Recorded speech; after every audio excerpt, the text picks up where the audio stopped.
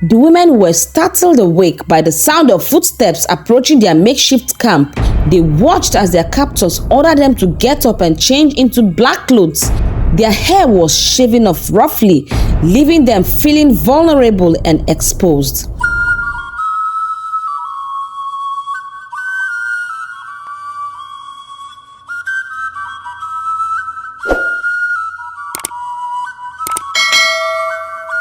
Hey, beautiful. Hi, gorgeous, fine girl. These are some of the names one would hear whenever Amara walks through the campus of the University of Neb, popularly known as UniNeb. Amara came from a very humble and average family, but she lived like a princess in school. She stayed in one of the most expensive lodges in town. People often wondered how she funded her lifestyle, especially since her parents were mere civil servants. Amara is always on her phone chatting with random men. She loved the attention they gave her, and she craved the excitement of meeting someone new. But deep down, she knew it was dangerous. Yet, she couldn't resist the thrill. Amara and Tony met on Facebook. It all started when Tony sent Amara a friend request and she accepted it without hesitation. They started chatting, and before she knew it, Amara was caught up in Tony's charm. He promised her the world and she believed every word he said. One sunny day, as Amara finished chatting with her Facebook lover, Tony, she excitedly told her roommate Hafsat that Tony had invited her to come down to Lagos. But to Amara's dismay, Hafsat only smiled and said, "Don't go." As she lay on her bed thinking about Tony's invitation, Amara couldn't shake off the feeling of excitement mixed with fear. She knew her parents wouldn't approve of her going to Lagos alone to meet a man she barely knew. Despite her excitement, a tiny little voice inside her warned her of the potential dangers ahead. But Amara was determined to chase the thrill, collect the money, to seek adventure beyond the confines of her predictable life. The following day, Amara packed her bags with excitement bubbling within her. She waved off Hafsat's concerned looks, convincing herself that she was in control of her destiny. With a fluttering heart and eager anticipation, she set off for Lagos, ready to embrace whatever awaited her. As the bus rolled along the roads, Amara's mind raced with thoughts of Tony and the promises he had made. She imagined the adventures they would share, the places they would explore, the money he would give her, and the love they would find in each other's arms. But amidst her dreams, a sense of unease lingered, a nagging feeling that something was amiss. Finally, after what felt like an eternity, the bus arrived in Lagos. Amara stepped out into the bustling streets, taking in the sights and sounds of the vibrant city. She could feel the energy pulsating through the air, filling her with a sense of anticipation. She quickly dialed Tony's number and he arranged for a car to pick her up and take her to his house.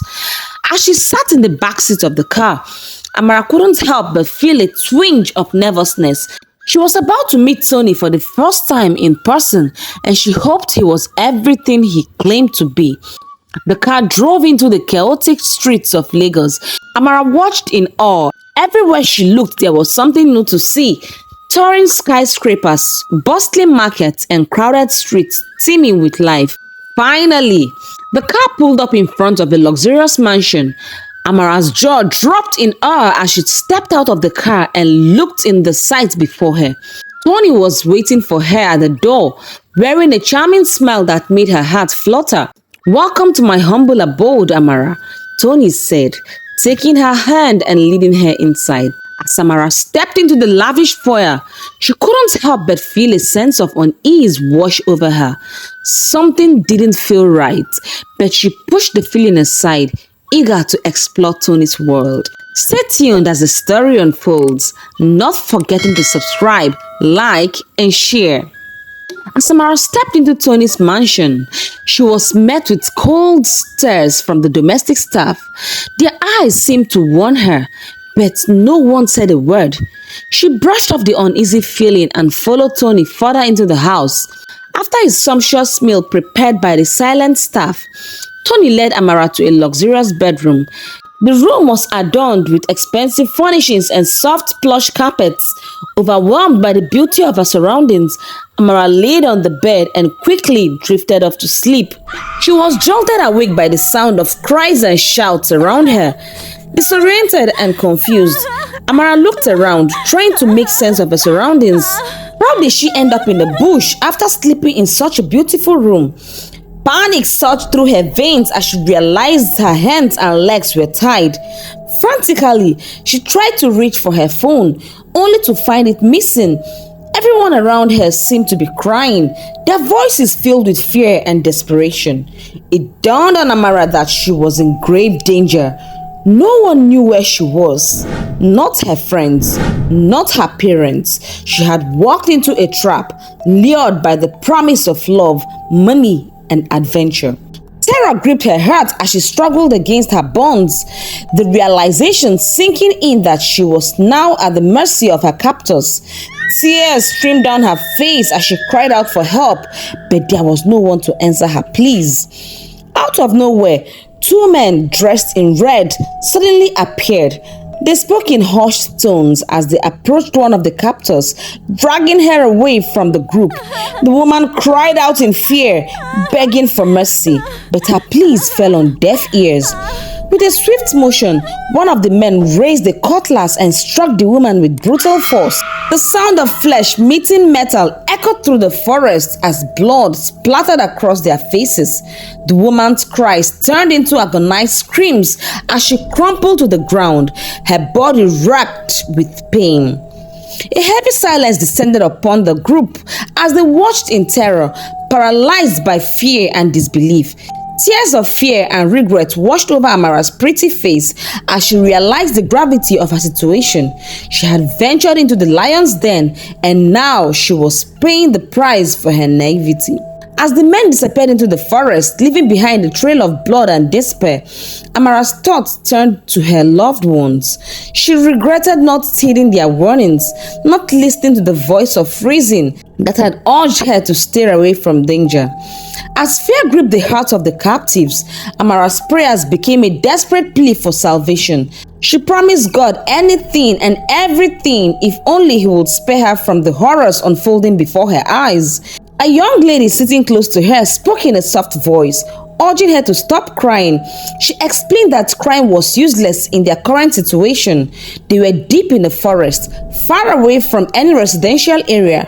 Amara's heart sank as she absorbed the grim reality of their predicament. Curiosity gnawed at her, and she turned to the young lady, asking how she had ended up there. The young lady's story mirrored Amara's own. She too had been lured through a dating site, enticed by promises of love and money. As she listened to the young lady's tale, Amara's stomach churned with a sense of dread. It was then that Amara noticed something peculiar. All the captives were females. Panic surged through her veins as she realized the gravity of their situation. What had she gotten herself into? How had she fallen victim to such a sinister trap? Back in Unineb, Hafsat's worry grew as she hadn't heard from her roommate since her departure for Lagos. Despite her attempts to reach out, there was no word from her friend and roommate. Finally, unable to bear the uncertainty any longer, Hafsat made the difficult decision to call Amara's parents and inform them of their daughter's whereabouts. As the phone rang on the other end, Hafsat's heart pounded with anxiety.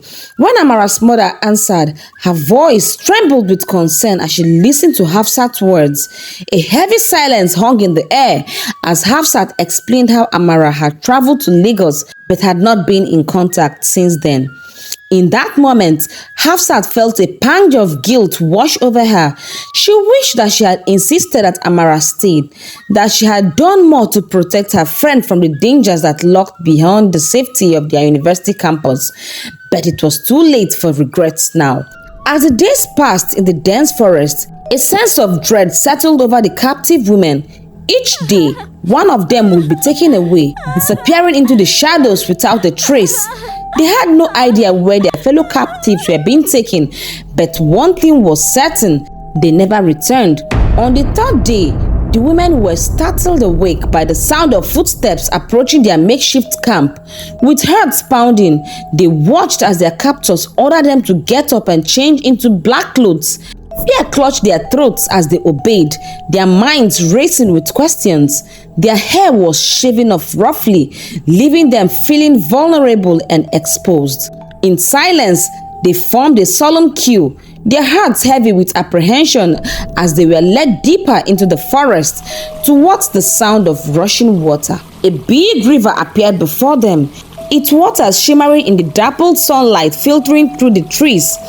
Fear and confusion clouded their thoughts as they wondered what awaited them.